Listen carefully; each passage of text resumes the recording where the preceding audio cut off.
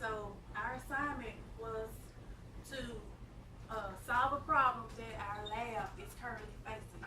And so what this presentation is an overview of the problem that I solved and that our co-ag and hematology lab is facing. But before I get started with my presentation, I would like to ask for a volunteer to get their blood drawn to show what proper blood collection looks like.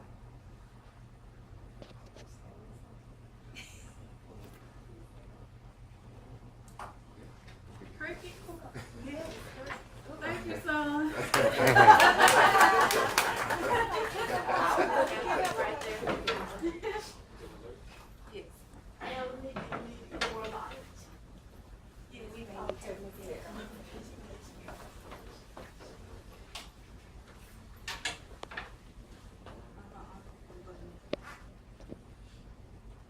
Now, what I want you to do is I want you to pretend like you're a patient in the hospital. So when I ask you your name, date of birth, and all that, you can tell me the real, or you can just make up something. We're just pretending right now. Hi, I'm Melanie Dim from the lab. I came to collect some of your blood for some tests that the doctor ordered. How are you feeling today? I'm good. How are you? How's your visit so far? Good, good. I'm just gonna ask you some questions to verify your ID before I collect your blood. All right. Can you tell me your name? Quintarius Brown. Can you spell that for me? Quintarius. Brown, BROWN. All right. Your date of birth? 3/8/95.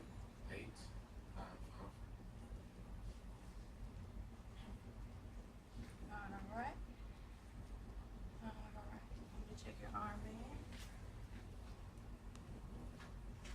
Everything matches. All right. Now, that was just pretend. I'm really not gonna collect his blood. But I want you to keep in mind the feeling that you had when I said, can I have a volunteer to collect your blood? Because that anxiety that you feel and that discomfort, feeling of discomfort, I want you to just keep that in your mind when I do my presentation. All right, thank you, son. Everybody can breathe now. Girl, you know, baby. We gotta put out. Patient's mind probably be like, okay, they have to collect the blood. All right. I like that. So, as employees of Methodist, we have 5 guiding principles. Who can name one? Integrity. Integrity.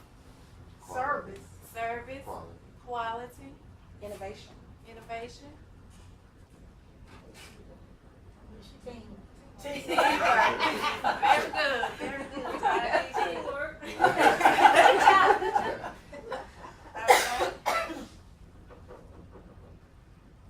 As Methodist employees, these guiding principles are very familiar to all of us because service, we think about patients and families are at the heart of all that we do.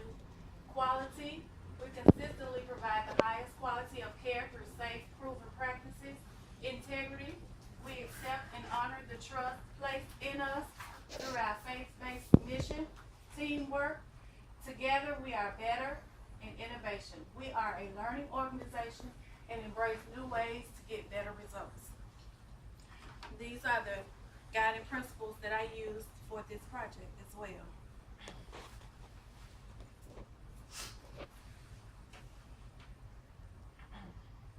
These are the main focus: the service, quality, and teamwork.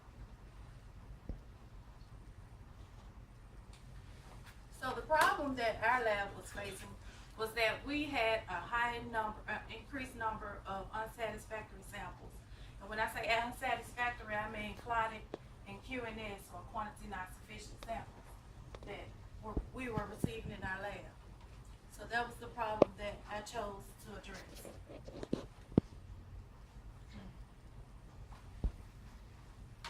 So, for a 2-week period, I went through the data and I counted the exact number of unsatisfactory specimens that we received, and there was 101 out of 5,400.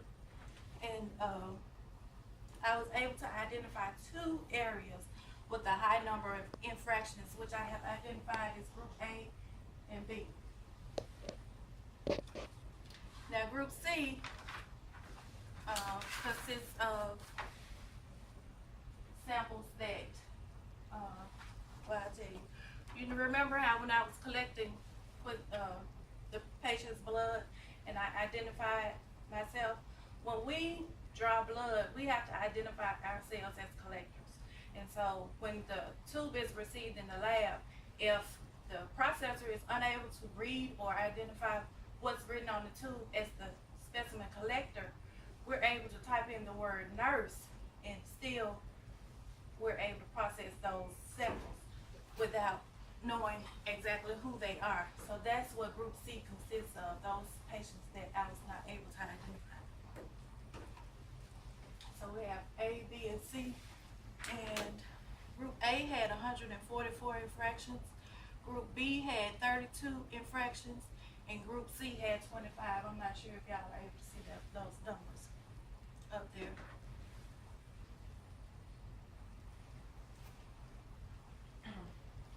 Okay. So the proposed solution was to contact the supervisors in the affected areas and ask them to remind their employees about the proper techniques for blood collection. Fill the tubes all the way up so that we won't have QNS or insufficient quantity samples. And then for plotted samples, just remind them once they remove the tube from the needle when they're collecting it, just mix it back and forth, and that way the anticoagulant will be able to be in effect. And so that was my intervention.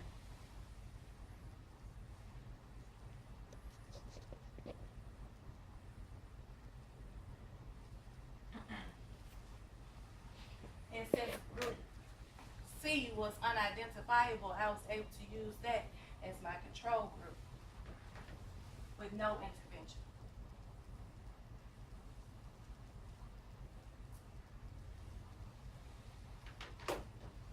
And so these are the dates that I used as September the 4th, 2016 through September 17th. That was the first number. After the intervention, then I did a second count. And after the second count, that was for October 29th, 2016 through November the 10th, 2016. And that was the 2-week period that I used for that. So, in that, my results were Group A and B only had 19 infractions, and Group C had 11. So the number went down. But since we want to compare apples to apples, I used the total number of samples so that we could be able to say just not the sample volume went down, but also the number of unsatisfactory samples went down as well.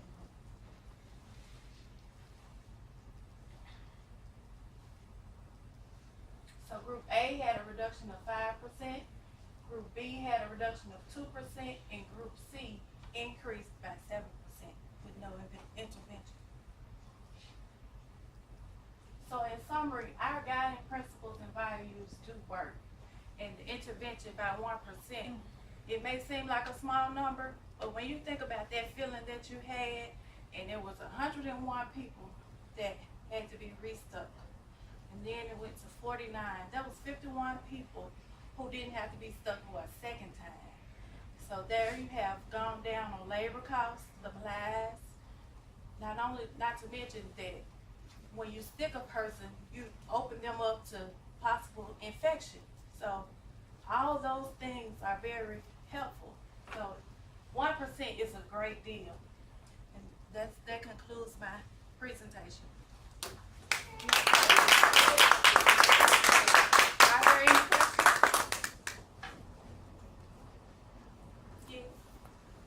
If you put that 1% into a dollar amount, approximately, what would it equate to in savings for the facility?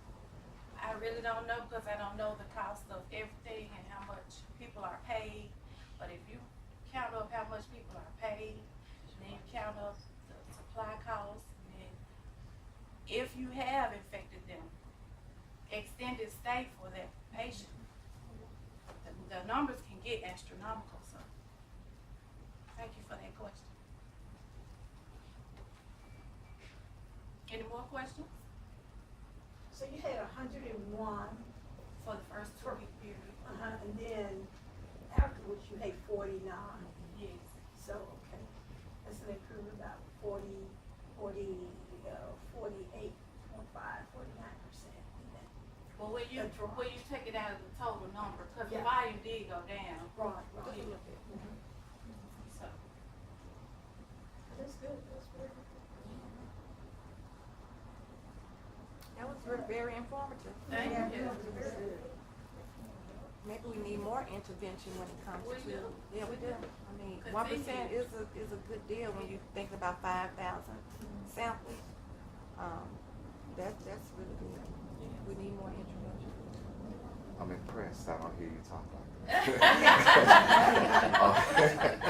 Thank you. So And not only that, as a patient satisfier, you gotta Yes. multiply that. You Yes. say having to stick you to draw blood, Yes. that's a fear and Yes. anxiety. It is. Nobody I- likes to be yeah, I like stuck. That's why I want you to have that in your Yes. mind, And because then when you have to you go are back going and out. repeat the step, Yes. that increases it even more. Yes. So as much as we can do and educate associates about how important it is to Yes. stick a patient one time and one time only, and not have to do rework. Yes.